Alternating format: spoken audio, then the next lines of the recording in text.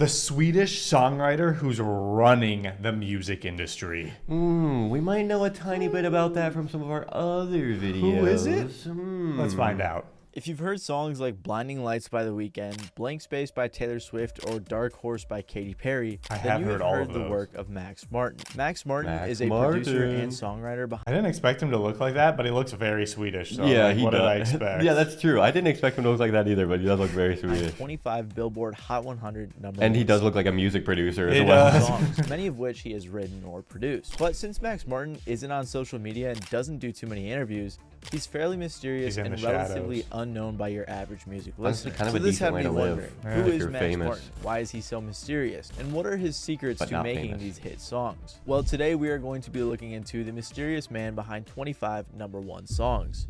25. Wow. 25. Carl Martin Sandberg was born in 1971. Surprisingly enough, neither of his parents were musicians. Instead, his dad was a policeman and his mom was a teacher. He quickly fell in love with music, listening to his parents' music collection that consisted of artists like Elton John, Queen, The Beatles, Mozart, and more. His older brother was also very into glam rock, which gave him the short-lived dream of becoming a rock star. He said that at the time he listened to nothing but Kiss, and because of this music, he sang in multiple bands.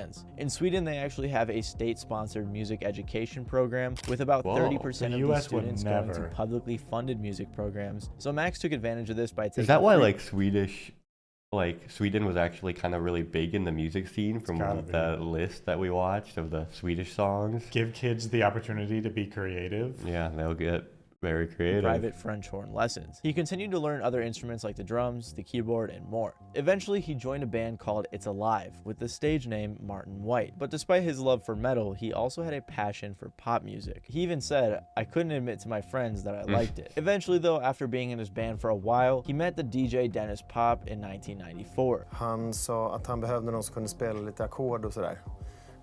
Vilket han hade fått för sig att jag kunde. Och så började vi då, vilket var en helt sjuk grej faktiskt. Det förändrade ju allting för mig. Alltså inte bara att han ens såg mig och tog upp mig in i sin värld. Det förändrade hela mitt liv. Jag hade ju aldrig suttit här och pratat med dig idag.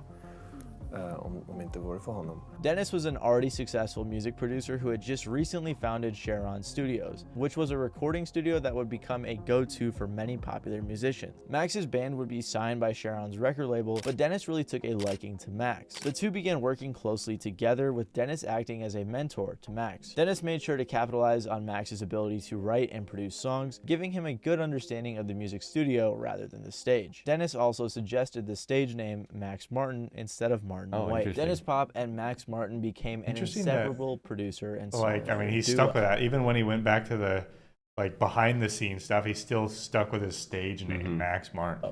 Well, my name is Dennis Pop.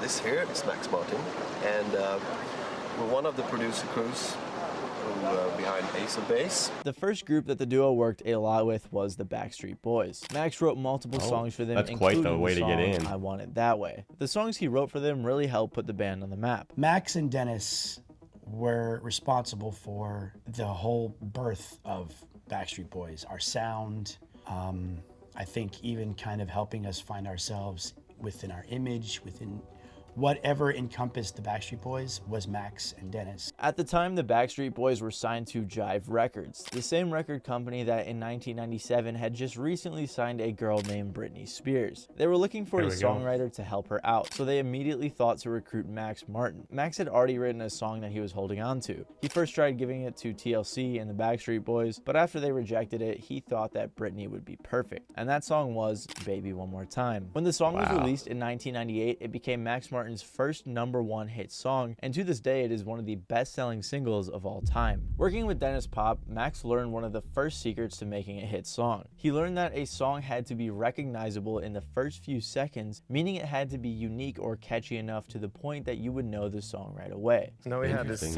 philosophy of, because he came from the DJ world to, and to keep people on the floor when you changed the song, it couldn't be like, what's this? It had to be something. He liked playing songs where they knew exactly what it was.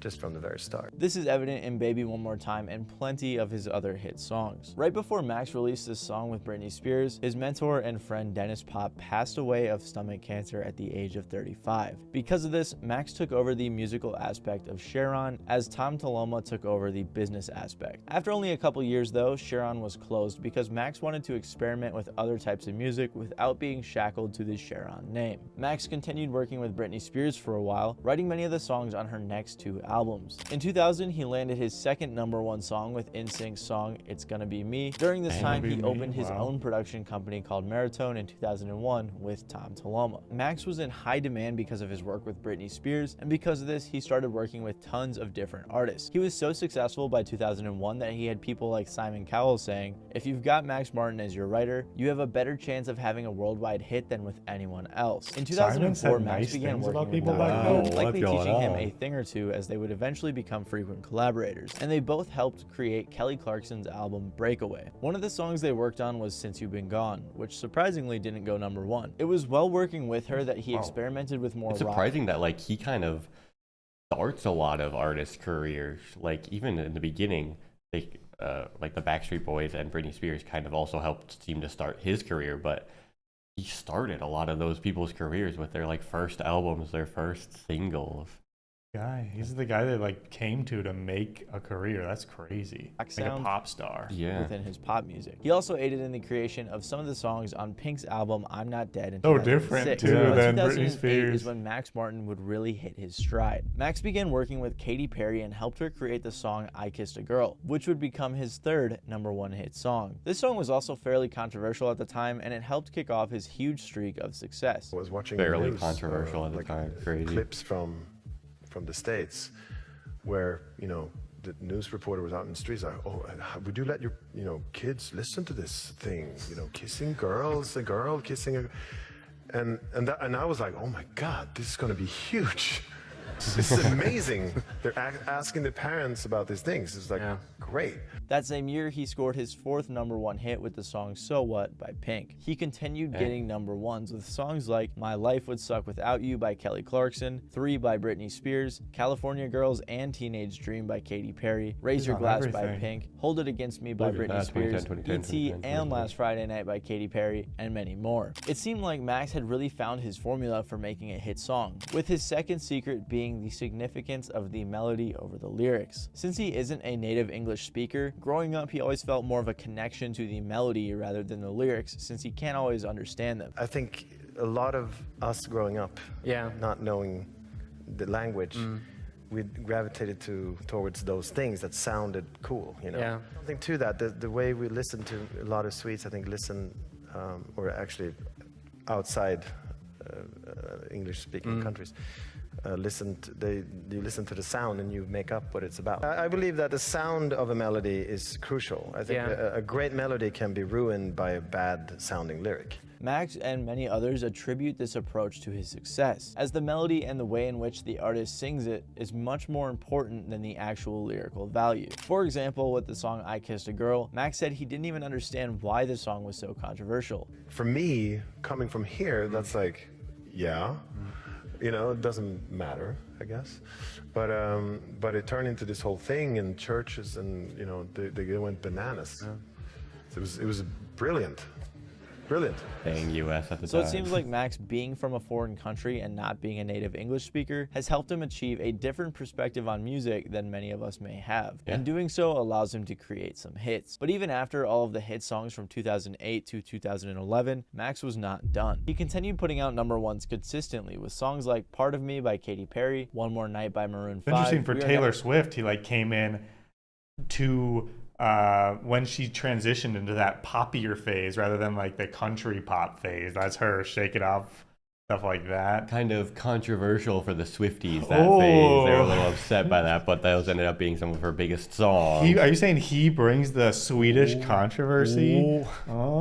Ever Getting Back Together by Taylor Swift, Roar and Dark Horse by Katy Perry, Shake It Off, Blank Space, and Bad Blood by Taylor Swift, Can't Feel My Face by The Weeknd, Can't Stop the Feeling by Justin Timberlake, Blinding Lights by The Weeknd, Save Your Tears by The Weeknd. Like The Weeknd, that was his first big song. Like he took him even in 2015 and just Yeah. Shot him to the stratosphere. Coldplay. With all of these songs, that makes 25 #1 hits from Max Martin from 1998 to 2021. This ranks Max Martin as the third songwriter with the most #1 singles, Wow. right below Paul McCartney and John Lennon. He's also received 11 Songwriter of the Year awards as well. But there's something about all of the songs I just listed that helped them become big hits, and that is Max Martin's third secret to writing a hit, which is simplicity. We'll go and like try and hash out the lyrics, but his melodies are so incredible and so sophisticated but simple. I think that Max's secret is probably something along the lines of the simplest, most effective thing is always the best. I think what he's great at is stop,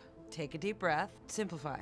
Max Martin often emphasizes how important it is to keep the song simple if you want to have a pop hit. He strives to make a song that everyone can enjoy, and he does just that. I think that's my job, or our job when we work with these people, is to kind of make them believe that that's enough. Don't worry about it. Everyone knows you're amazing. So that's the challenge, to really make them feel secure that it's okay to just sing and concentrate on, you know, hopefully getting great lyrics and tell the story. It's enough. A YouTube channel called Learn Audio Engineering ran some numbers on Max's hits and discovered that musically speaking, in terms of chords and keys, his songs were all fairly simple. Max Martin's #1 history is impressive, and that's what most people focus on. But honestly, I think his overall chart history is also astounding. I recommend checking out this video, and I'll link this in the description as well, because pretty much every popular song I've ever heard is on this list. I was watching it and I was blown away to see how many songs he had writing credits on. But one thing we have not answered yet is why Max Martin is so mysterious. I managed Why to is he hide so between two mysterious? speakers in a basement for over 20 years.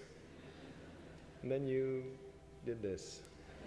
Thanks a lot. He rarely does interviews, hardly goes to music industry events, and he doesn't even use social media. And that's because Max Martin is scared of fame. Recently, he worked on a musical called & Juliet, and as the interview began, he said, "I'd rather not do this." And he further explained, "I've always been scared of fame. I've seen it up close, and I don't think it's healthy." And it makes a lot of sense for someone who's constantly around famous people and sees what they have to go through. Fellow Swedish artist E-Type says, with his own demos, Max Martin singing himself, those would have sold 10 million or more. But he wasn't an artist. He didn't want to be an artist. Max Martin is a songwriter and a producer who has mastered his craft, and he loves doing it. He doesn't care about the fame and the fortune. He just cares about making a good product. Anyways, thank you guys for watching. This is Matty Balls. All right, very interesting. Max Martin has made the careers of some of the most famous singers in the past 2 decades. Man. And we got to learn a little bit about like his secrets as to why, and it comes with perfection of the craft in simplicity. Actually, it just comes from his Swedishness. Yeah, I think so. A lot of Swedish meatballs in his childhood. Hedge. Hey. Thanks for watching, everybody. We'll see you in the next one. Bye.